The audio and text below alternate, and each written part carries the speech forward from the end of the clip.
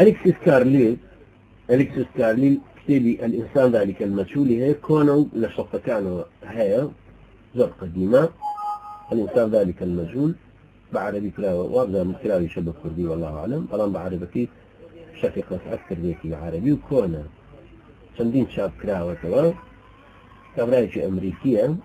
وڵا ئینسان هەموو یەکە و بەش ناکرێت زۆر ئاڵۆزە و ئەستەنیشە بتوانی فکرێکی زۆر سادە و بەسیتی شت بەسەرم ئینسانە بۆ خۆی هەبێت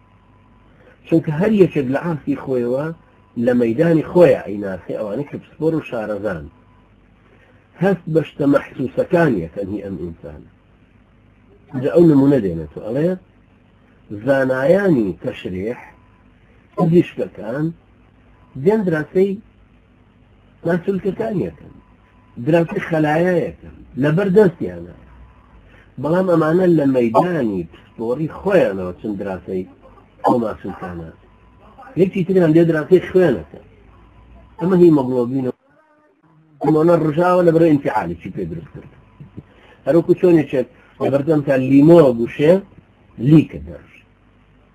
یەکێکە بۆنی چێشتێکی خۆش بەسەریا دێ تەفسین و ڕەنینی ڕژە لە ناو مەعیدێ یەکێککە دیمەنێکی جنسیە بینێ هۆرمۆنی ئیندرۆژینی ڕژێ